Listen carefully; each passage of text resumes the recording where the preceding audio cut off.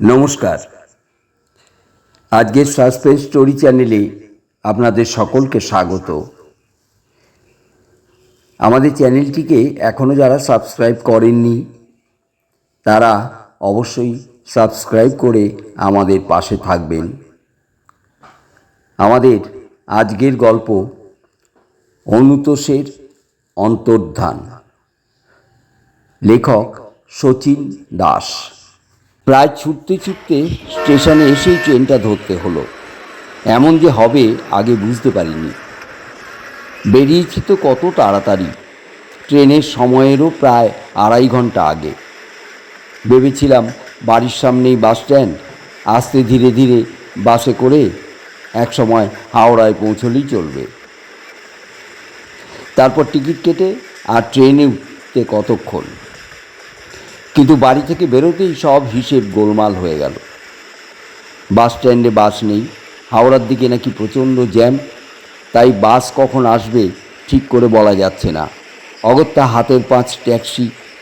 এদিক ওদিক দেখতে দেখতে একটা জোগাড় হয়ে গেল, কিন্তু দরজা খুলে উঠতেই ড্রাইভার ভুরু কোঁচকালো।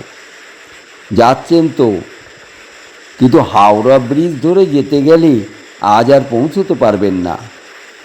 তার চেয়ে আমি বলি বাবুঘাট থেকে লঞ্চে পার হয়ে যান, ঠিক সময়েই ট্রেন ধরতে পারবেন। বুদ্ধিটা মন্দ নয়, অতএব তাই হলো। অন্তত শেষ সময়ে হলেও ছুটতে ছুটতে এসে তবু ট্রেনটা ধরতে পারলাম। কিন্তু ট্রেনে উঠতেই অবাক, লোক কোথায়? অত বড় একটা কামরায় 4-5 জন ছড়িয়ে ছিটিয়ে বসে। অনুতোষ ঠিকই বলেছিল, এই সময়টা এই ট্রেনে তেমন ভিড় হয় না। দরকার হলে শুয়ে শুয়েও আসতে পারবি, তবে দেখিস ঘুমিয়ে পড়িস না। ট্রেন কিন্তু ঠিক রাত 9টায় বাঁকুড়ায় পৌঁছবে। তা যে পৌঁছবে সে ব্যাপারে কোনো সন্দেহ নেই। যেমন কাঁটায় কাঁটায় ঘড়ি ধরে ছাড়ল, ভাবলাম ঘুমিয়ে তো পড়বই না, উপরন্তু শুয়েও যাব না। নতুন জায়গা, যাইনি কোনো দিন। জানালার পাশে সিট যখন খালি আছে, দেখতে দেখতেই যাব। বেশ ভালো করে একটা জায়গায় বসে পকেটে রুমালটা টেনে আনলাম। অনেকটা ছুটতে হয়েছে, তাই এই শীতেও ঘামছি আমি। ভালো করে চেপে চেপে ঘামটা মুছতেই হঠাৎ কে যেন আমাকে ডেকে উঠল। ঘাড় ফিরিয়ে তাকাতেই অবাক হলাম। অনুতোষ, এ কী রে, তুই এখানে? কর্মক্ষেত্রে ফিরে যাসনি? কর্মক্ষেত্র মানে? অনুতোষের অফিস বাঁকুড়ায়। বছর 2 হলো ওখানে ট্রান্সফার হয়ে গেছে সে। আর গিয়ে অবধি আমাকে অসংখ্য চিঠি দিয়েছে, আর প্রতি চিঠিতেই অনুরোধ জানিয়েছে একবার অন্তত আমি যেন বাঁকুড়া থেকে ঘুরে আসি। অনুতোষ অনুরোধ জানাতো, আর আমিও প্রতি চিঠিতে জবাব দেওয়ার সময় জানাতাম এবারে যাব, এই যাচ্ছি। কিন্তু যাচ্ছি করেও যখন যেতে পারিনি এই 2 বছরে, তখন অনুতোষের দিক থেকে যেন উৎসাহ কমে গেল। অনুতোষ আসতো, কলকাতায় এসেই আমার সঙ্গে দেখা করত, কিন্তু যাবার কথা আর বলতো না। শেষে আমি এই সেদিন ও কলকাতায় এলে দিন তারিখ দিয়ে বলেছিলাম এবার আমি সত্যি যাচ্ছি। স্টেশনে যেন ও দাঁড়িয়ে থাকে। আমার কথায় অনুতোষ লাফিয়ে উঠেছিল। আমি যাব বলাতেও জানিয়েছিল ওকে আগে যেতেই হবে, না হলে আমাকে নিয়েই একসঙ্গে যেত সে। যাগ্গে, তার জন্য কোনো অসুবিধা হবে না। সব কিছু বুঝিয়ে দিয়ে আমাকে বলেছিল বাঁকুড়া স্টেশনে সে ঠিক দাঁড়িয়ে থাকবে। রাত 9টার ট্রেন ঢুকবে, আর ট্রেন থেকে নেমেই আমি ওকে দেখতে পাবো। তা এই কথাই তো ঠিক হয়েছিল। হঠাৎ এর ভেতরে আবার কি ঘটল? তবে কি কোনো কারণে অনুতোষেরও যাওয়ার পিছিয়ে গিয়েছে? আগের তারিখের বদলে সে আজই রওনা হয়েছে। কিন্তু তাই যদি হয়, তবে তো অনুতোষ ওকে একটা খবর দিত। একই সঙ্গে আড্ডা মারতে মারতে তাহলে যাওয়া যেত। কিছুই বুঝতে না পেরে একটু অবাক হয়ে তাকাতেই অনুতোষ হাসল। আমার সামনে জানালার পাশের সিটটায় বসে পড়ে বলল, খুব অবাক হয়েছিস তাই? আসলে বাড়িতে মায়ের অসুখের জন্যই যাওয়াটা পিছিয়ে গেল। মনে মনে এবার একটু আহত হলাম, বেশ ক্ষোভের সঙ্গে জানালাম, কিন্তু তাই বলে একটা খবর দিতে পারলি না? দেখা না হলে তো আলাদা আলাদাই যেতাম। অনুতোষ দেখি মিটমিটে হাসছে। হ্যাঁ, খবর একটা দিতে পারতাম, তবে ইচ্ছে করেই দিইনি। ইচ্ছে করে? হ্যাঁ। অনুতোষ তখনও তেমনি হাসছে। কেন জানিস? কথা দিয়েও তো এই 2 বছরে তোর যাওয়া হয়নি, তাই ভাবলাম আজ দেখি তুই কেমন সত্যি সত্যি কথা রাখিস। এবারে আমি না হেসে পারলাম না। সত্যি অনুতোষটা এখনও তেমনিই আছে। ছেলেবেলা থেকেই ও একরকম। যখন আমরা সবাই একদম বোবা হয়ে গেছি, কি করব কিছুই বুঝতে পারছি না, সেই সময়ে সবাইকে অবাক করে দিয়ে অনুতোষী বুদ্ধিমত্তার পরিচয় দিয়েছে, এখনও দিল। আমি বললাম, যাকগে, এ একরকম ভালোই হলো, বেশ কথা বলতে বলতে যাওয়া যাবে। তোর মা কেমন আছেন? এখন ভালোই, সেই জন্য তো দেরি হয়ে গেল। অনুতোষ জানালার বাইরে মুখ রাখল। ডিসেম্বরের বেলা, দিন ছোট, তবু আগে যে সূর্য পশ্চিম আকাশে লাল খুনি রং ছড়িয়ে বিদায় নিচ্ছিল, এখন সেখানে গাঢ় অন্ধকার। বাইরে গাছপালাও ভালো চোখে পড়ে না, বেশ ঠান্ডা লাগছিল। আমার দিকের জানালার কাজটা নামিয়ে অনুতোষকে বললাম, তোর দিকেটাও নামিয়ে দে, ঠান্ডা আসছে। দোষ, ঠান্ডা কোথায়? আমার তো ভীষণ গরম লাগছে, গায়ে বোধহয় ফোসকা পড়ে গেল। এই দেখ দেখ। বলতে বলতেই জামার হাতার বেশ খানিকটা তুলে আমার দিকে হাতটা বাড়িয়ে ধরল অনুতোষ। আর তাকাতেই আমি চমকে উঠলাম। অনুতোষের বাহুতে ছোট ছোট আঙুরের মতো 2-3টে ফোসকা। এ কি রে, ডাক্তার দেখাসনি? দেখিয়েছি, ওষুধ খেতে দিয়েছে, লাগাবার মলমও দিয়েছে, কিন্তু কিছুতেই কমছে না। এবার ভাবছি। কি ভাবছে আর জানা গেল না, তার আগেই একজন হকার এসে দাঁড়ালো। অনুতোষ বলল, মুড়ি খাবি? ঝালমুড়ি? বলেই হকারের দিকে তাকালো। এই যে, এখানে দেখি, ঝাল কিন্তু কম করেই দিও।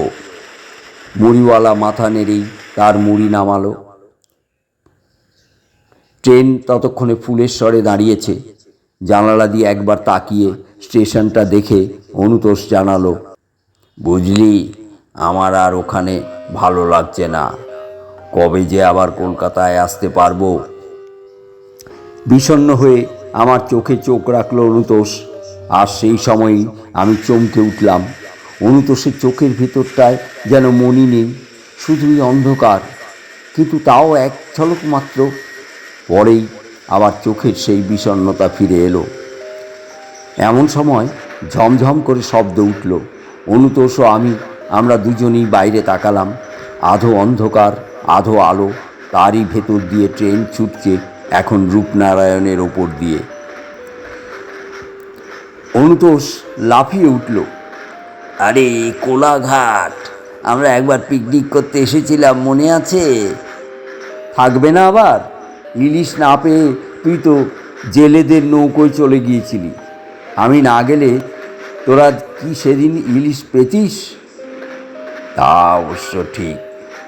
শুধু ইলিশ কেন, এমনি যে কোনো ব্যাপারে, যে কোনো দিকে আমরা কোনো সমস্যায় পড়লেই জানি ঠিক সময় মতো এসে হাজির হবে অনুতোষ,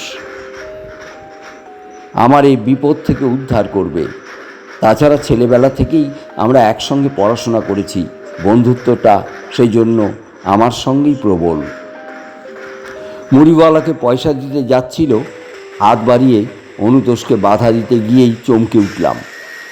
এ কি, অনুতোষের হাত দুটো এত ঠান্ডা কেন?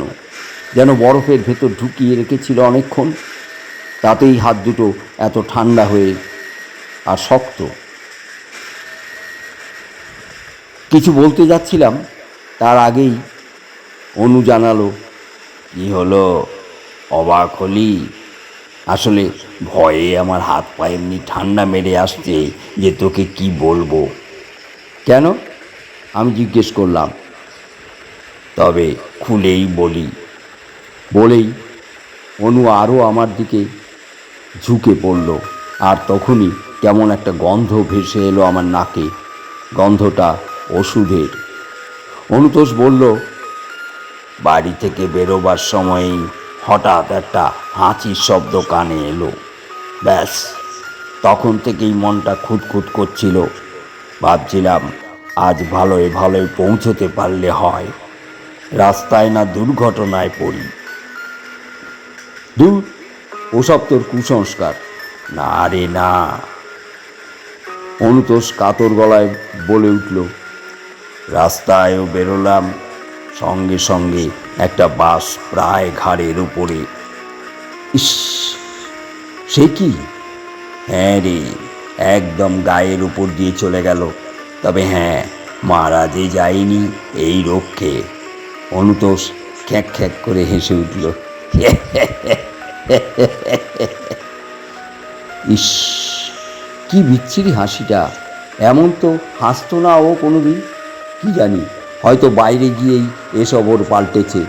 আমি চোখ ফেরালাম। গাড়ি দাঁড়ালো এসে মেদিনীপুরে। জানালার শার্সিটা একটু তুলে ধরলাম। সঙ্গে সঙ্গে ছোবল মারল এক ঝলক ঠান্ডা হাওয়া। কিন্তু অনুতোষ জানলা খুলে তেমনি নির্বিকার।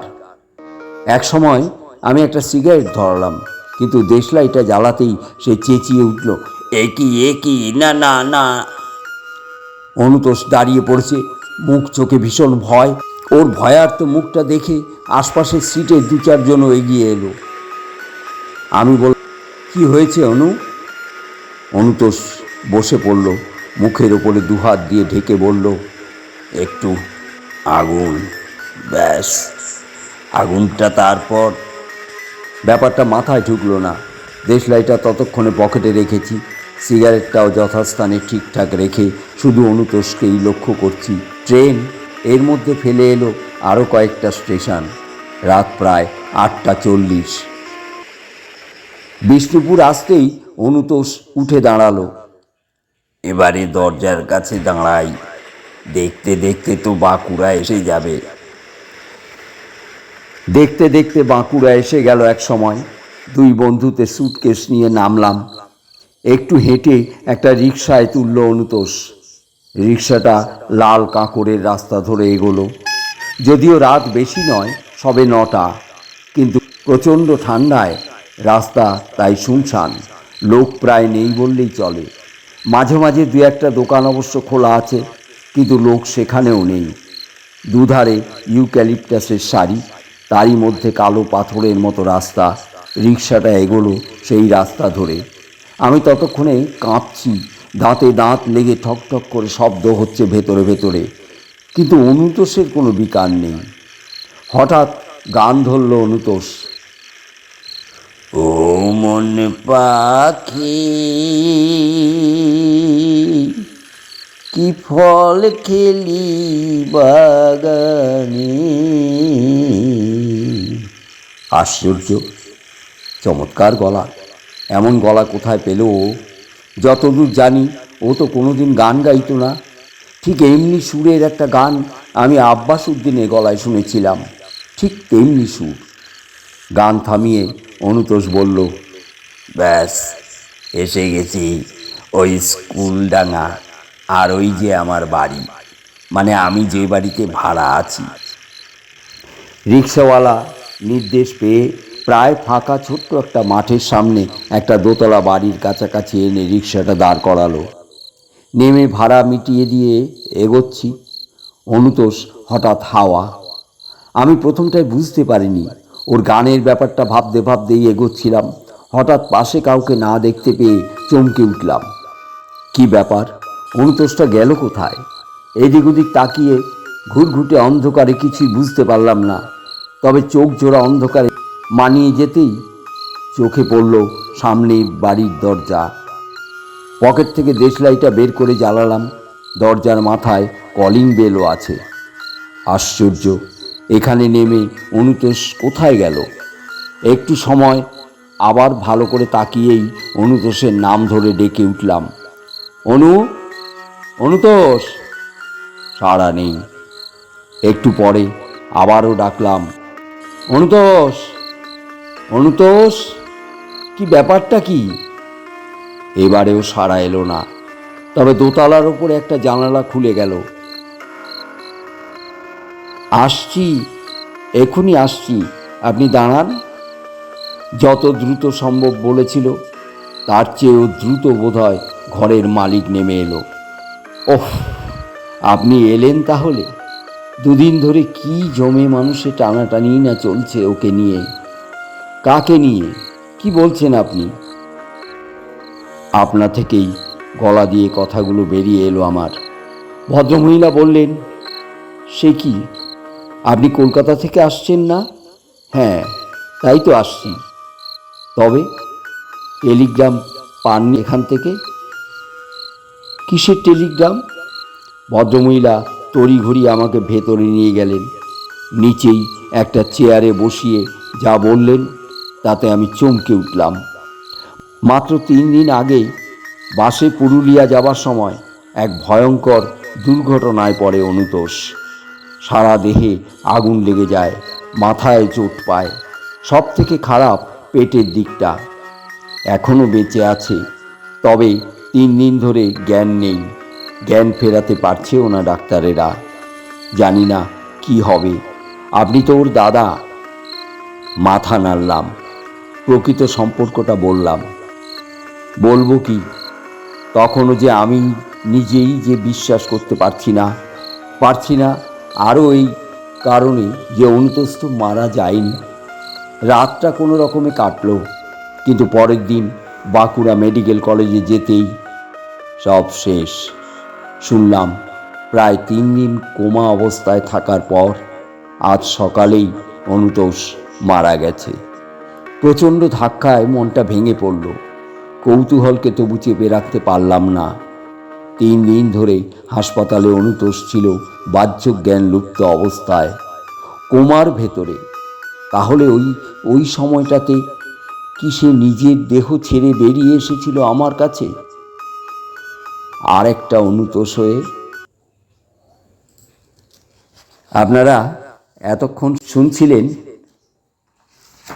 শচীন দাসের লেখা অনুতোষের অন্তর্ধান। গল্পটা কেমন লাগলো অবশ্যই আমাদের কমেন্টে জানাবেন। আমাদের চ্যানেলটিকে লাইক, শেয়ার ও কমেন্ট করতে ভুলবেন না। ধন্যবাদ।